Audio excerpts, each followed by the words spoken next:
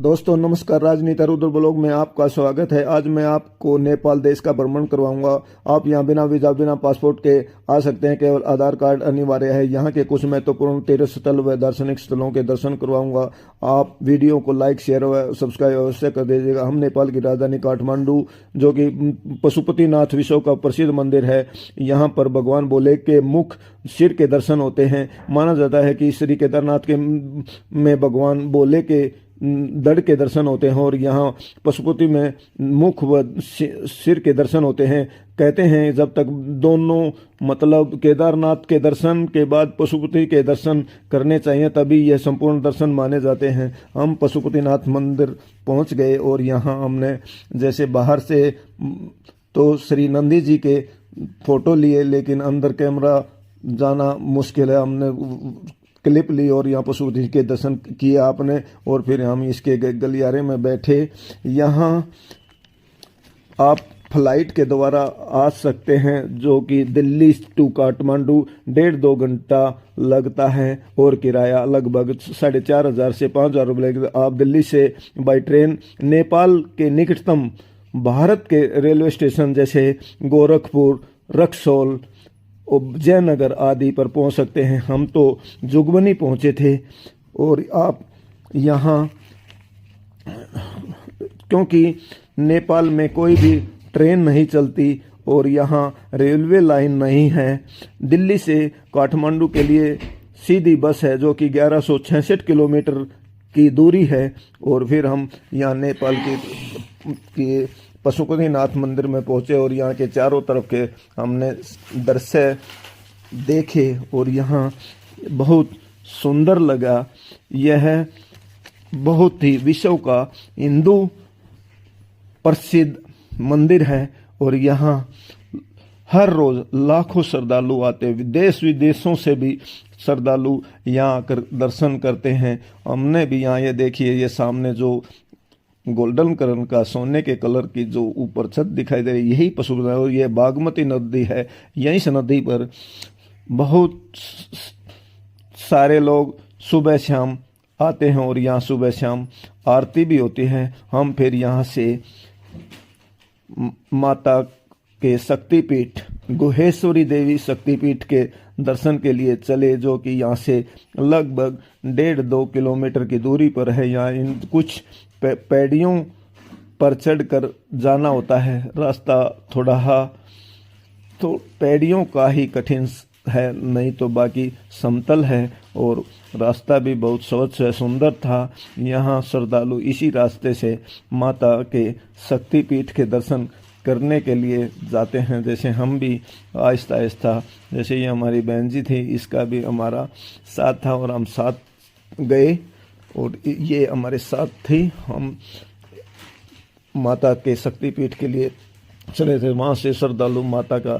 जयकारा लगाते कुछ श्रद्धालु दर्शन करके आ रहे थे और कुछ श्रद्धालु दर्शन करने के लिए जा रहे थे। हम भी आनंद लेते हुए चारों तरफ की सीनरी और चारों तरफ का नज़ारा देखते हुए बड़े आराम से वहाँ जा रहे थे। मैं भी बहुत आनंद आ रहा था और हमने यहाँ का बहुत आनंद लिया। और हम फिर यहाँ से माता के एक रास्ते में वाटिका पड़ते हैं। यहाँ हिरण आदि बहुत से जानवर हैं। इनको हमने बिस्कुट वगैरह कुछ खिलाए, मेरे मिसेज ने भी खिलाए। और यहाँ प्रत्येक बहुत सारे श्रद्धालु इनके लिए कुछ न कुछ खाने के लिए डाल देते हैं और ये खाते रहते हैं। मैंने भी इनको बिस्कुट वगैरह खिलाए। और ये देखिए, यहाँ बहुत ही अच्छी और सुंदर वाटिका है। ये रास्ते में गिरती है, ये रास्ते में पड़ती है। जैसे माता गुहेश्वरी और पशुपतिनाथ जी के मंदिर का जो रास्ता है उसके बीच में पड़ते। देखिए ये कितना सुंदर दृश्य है, सिर्फ हिंदू के लिए है। और ये माता गुहेश्वरी के दर्शन। और फिर हमने यहाँ दर्शन करके कुछ फोटो वगैरह खिंचवाए और यहाँ हम फोटो खिंचवा करके और बड़े आनंद से यहाँ हमने माता गुहेश्वरी देवी के दर्शन किए, जो कि हमें बहुत सुंदर लगा। और यहाँ एक दूसरा मंदिर भी था जो कि भगवान भोले को समर्पित था। हमने वहाँ भी दर्शन किए और यहाँ दर्शन करते करने कुछ देर के लिए हम यहाँ रुके और फिर यहाँ से हम चले। ये देखिए यहाँ बल्लियों से इस बिल्डिंग को रोका हुआ है जो कि बहुत सुंदर, और ये वहाँ भगवान विष्णु के लेटे हुए के सैया पर लेटे हुए के दर्शन है जो कि बहुत सुंदर थे। और हम इस मंदिर में भी गए और हमने यहाँ भी बहुत सारा आनंद लिया। और यहाँ पर देखने के लिए बहुत सारी जगह हैं जो कि बहुत ही अच्छी हैं, जैसे बगतापुर है, सांगा है, शंभुनाथ मंदिर है, बोधनाथ स्तंभ है, और यहाँ बोधनाथ स्तंभ है जिसकी 11 किलोमीटर की परिक्रमा होती है। कहते हैं कि यह परिक्रमा करने के बाद सारे पाप नष्ट हो जाते हैं। गुहेश्वरी मंदिर जो 51 शक्तिपीठों में से एक है। मुक्तिनाथ मंदिर है। एवरेस्ट बेस कैंप है जो कि दुनिया की सबसे ऊंची चोटी का है। यहाँ से ही इस चोटी पर चढ़ाई होती है। लुम्बिनी है जहाँ गौर बुद्ध के दर्शन होते हैं। और यहाँ बहुत सारे दार्शनिक स्थल हैं। ये देखिए जैसे सामने जो है ये भगवान पशुपतिनाथ जी के चारों तरफ की दृश्य हैं जो कि बहुत सुंदर हैं। हमने भी इन यहाँ के नज़ारे लिए। देखिए मेरे ये अंग्रेज मेरे मिसेज को बोल रहा है कि मेरा फ़ोटो खींचो, फिर इन्होंने उनका फ़ोटो भी खींचा।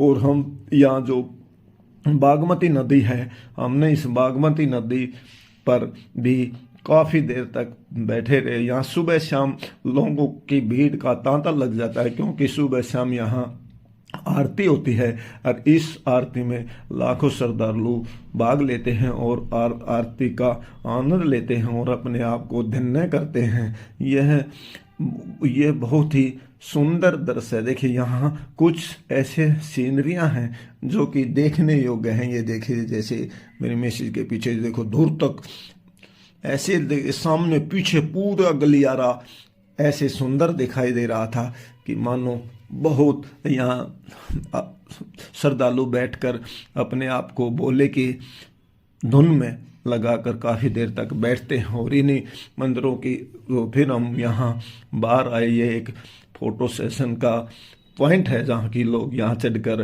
फ़ोटो खिंचवाते हैं। मैंने भी फ़ोटो खिंचवाया। ये देखिए कितना सुंदर फ़ोटो खींचा। और हमने वहाँ बहुत सारे देखिए मैं आपको चारों तरफ की सीनरी दिखा देता हूँ।